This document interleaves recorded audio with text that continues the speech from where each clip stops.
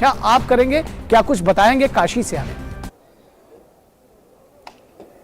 जी निखिल, अगर देखें तो समूचा विश्व देखेगा कि कितनी महान है हमारी सनातन संस्कृति, कितनी एकात्म है हमारी सनातन संस्कृति, कितनी विशद है, कितनी विविध है, और विविधता और विशदता के साथ साथ कितनी एकजुट है। जी। उत्तर और दक्षिण का क्षुद्र राजनीतिक हितों के कारण या जो भी कारण हो उसमें गए बगैर मैं ये कहूंगा कि उत्तर दक्षिण जैसा कोई विभेद है ही नहीं, क्योंकि अगर यहाँ पर भगवान शंकर है, यहाँ अगर देवाधिदेव महादेव है, तो तमिलनाडु के छोटे छोटे गांवों के नाम भी काशी से ही रखे जाते हैं।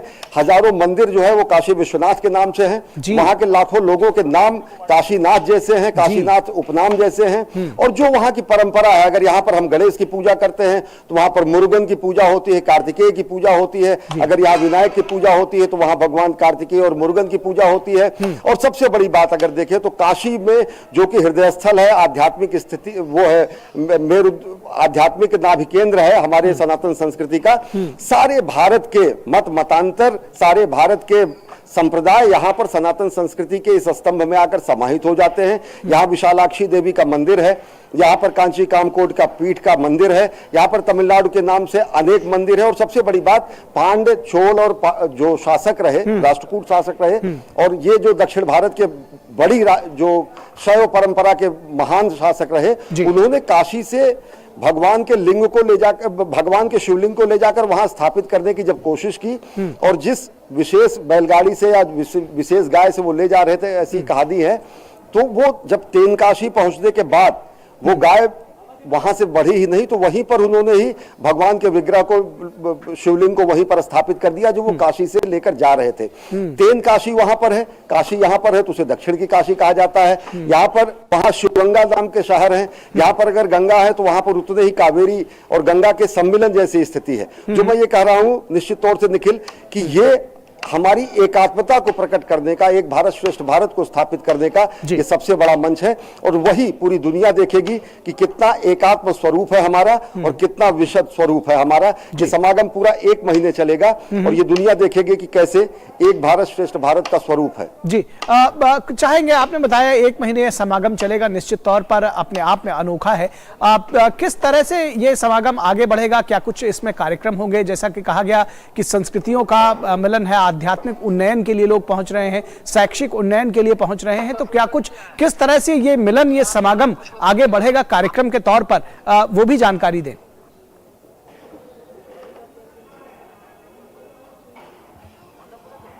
अश्विनी, आप हमें सुन पा रहे हैं? थोड़ा सा नेटवर्क की दिक्कत है अश्विनी से हमारा संपर्क, ऐसा लगता है कि ऑडियो का जो संपर्क है वो शायद नहीं हो पा रहा है। लेकिन अगर अश्विनी क्या आप हमें सुन पा रहे हैं?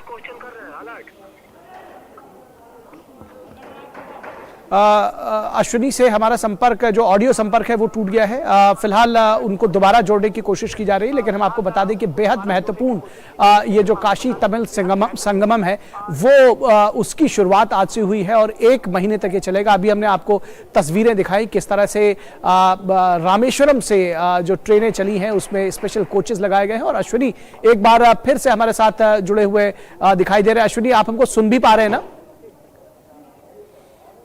जी अश्विनी, ये जानना चाह रहे थे कि जिस तरह से इतना वृहद, इतना विशाल आयोजन और इतना महत्वपूर्ण आयोजन हो रहा है, कार्यक्रम के तौर पर किस तरह से आगे बढ़ेगा ये जो सांस्कृतिक आध्यात्मिक उन्नयन जो है, किस तरह से कार्यक्रमों के तौर पर 1 महीने तक आगे बढ़ेगा? कौन कौन से इसमें जो स्पेशल फीचर्स हैं उसके अगर आप बताना चाहें, किस तरह से आगे जाएगा ये? जी, औपचारिक रूप से प्रधानमंत्री जी के कर कमलों से इसका उद्घाटन 19 तारीख को होगा। भारतीय शिक्षा मंत्रालय, केंद्र सरकार का शिक्षा मंत्रालय, BHU और IIT मद्रास नॉलेज पार्टनर के रूप में इसको काशी के इस प्रांगण में, काशी विश्वविद्यालय के प्रांगण में आयोजित कर रहे हैं। हम आपको दिखाएंगे, देखें जिस तरीके से यहाँ पर पूरा स्टॉल बन रहे हैं, अलग अलग पवेलियन बन रहा है, अलग अलग पवेलियन पे बनते हुए ये पूरा का पूरा क्षेत्र होगा जहाँ पर नवाचार भी होगा, जहाँ पर युवक आएंगे, जहाँ पर एंटरप्रेन्योर्स आएंगे, जहाँ पर किसान आएंगे, जहाँ पर उद्यमी आएंगे और साथ ही साथ जहाँ पर समागम में आने वाले, संगमम में आने वाले सभी लोग पहुंचेंगे। 200 से ज़्यादा, 200 से 250 के बीच का लगभग 12 लोगों का बैचेज आएंगे और वो 4 दिन यहाँ पर रुकेंगे और उसके बाद प्रयाग और प्रयागराज और अयोध्या भी जाने का उनका कार्यक्रम है। इसके अलावा अगर बात करें तो यहाँ पर अनेक ऐसे एक्टिविटीज आयोजित की जाएंगी, सेमिनार होगा, अनेक बौद्धिक सत्र चलेंगे, शाम को सांस्कृतिक कार्यक्रम का आयोजन किया जाएगा। और सबसे बड़ी बात, जो यहाँ के व्यावसायिक संबंध रहे, चाहे वो बनारसी साड़ियों को कांचीवरम साड़ियों के साथ अगर जोड़कर अगर देखें तो सांस्कृतिक रूप से, और साथ ही साथ हस्तशिल्प और हथकरघा का जो आपसी कनेक्ट है वो भी यहाँ पर अनेक हस्तशिल्पियों और हथकरघा के व्यवसाय से जुड़े हुए लोग आएंगे, उद्यमी भी आएंगे, युवक भी आएंगे, नवोन्मेषी भी आएंगे, नवाचार भी होगा, ज्ञान विज्ञान की बातें होंगी, अनुसंधान की बातें होंगी, संवाद होगा। और सबसे बड़ी बात यह है कि वो हमारी संस्कृति जो एक भारत श्रेष्ठ भारत की है वो और निखर कर सामने आएगी। एक और बात जानना चाहेंगे, जिस तरह से अभी हमने देखा कि जो लोग काशी आ रहे हैं तमिलनाडु से, वो बेहद उत्साहित है। काशी के लोगों में क्या कुछ सुगबुगाहट है, किस तरह से उनमें उत्साह है? क्योंकि ये जो आयोजन हो रहा है काशी तमिल संगमम अपने आप में अनूठा है, इससे पहले ऐसा होता हुआ सुना देखा नहीं मैंने।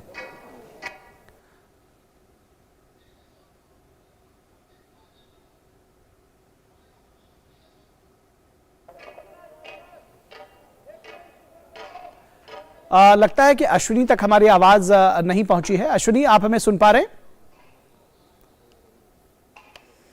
एक बार फिर से अश्विनी को जोड़ने की कोशिश करेंगे। फिलहाल आपको बता दें कि किस तरह से दो संस्कृतियों का मिलन, उत्तर और दक्षिण का मिलन कहा जा रहा है। जो शैव परंपरा के वाहक हैं, जो मानने वाले हैं, किस तरह से दक्षिण और उत्तर का मिलन इसको परिभाषित किया जा रहा है और किस तरह से इसको देखा जा रहा है। अश्विनी, अगर आप हमें सुन पा रहे हैं तो ये जानना चाह रहे हैं कि जिस तरह से आपने अभी खुद भी सुना होगा कि जो लोग काशी आ रहे हैं तमिलनाडु से, जो छात्र आ रहे हैं और जो दूसरा दल आ रहा है, वो बेहद उत्साहित है काशी को देखने के लिए, अयोध्या जाने के लिए। लेकिन जो काशी के लोग हैं उनके लिए भी ये जो आयोजन है अपने आप में अनोखा है, निराला है, क्योंकि मैंने नहीं सुना कि इस तरह से जो उत्तर और दक्षिण का आध्यात्मिक सांस्कृतिक मिलन, उन्नयन का ये जो कार्यक्रम है इससे पहले कभी हुआ हो। क्या कुछ रिएक्शन काशी के लोगों के हैं? निश्चित तौर से कार्यक्रम अभूतपूर्व है। कार्यक्रम को लेकर लोगों में जबरदस्त उत्साह है।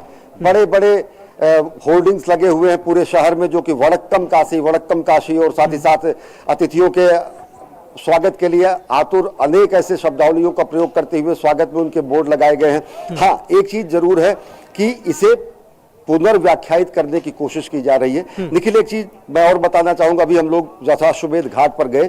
तमिलनाडु से सनातन परंपरा से जुड़े हुए हर परिवार की आकांक्षा होती है कि वो काशी आए। काशी यात्रा जीवन में करने का विशेष महत्व और विशेष प्रचलन और विशेष परंपरा के साथ साथ विशेष उसके विधि विधान भी हैं।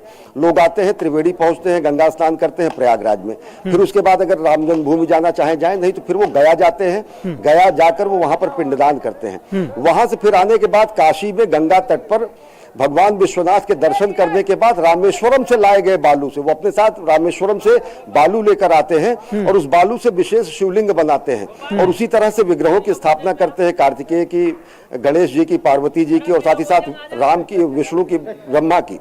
तो सबसे बड़ी बात यह कि शैव और वैष्णव का जो भेद विभेद तथाकथित तौर से किया जाता है, उत्तर दक्षिण का जो भेद विभेद तथाकथित तौर पर किया जाता है, भाषा का जो विभेद तथाकथित तौर पर किया जाता है, हजारों साल से ऐसा कोई विभेद है ही नहीं, न हमारी परंपरा में, न हमारे प्रचलन में, न हमारे शिष्टाचार में, न हमारे कार्य व्यवहार में, न हमारी धार्मिक सांस्कृतिक परंपरा में। उसके बाद यहाँ पर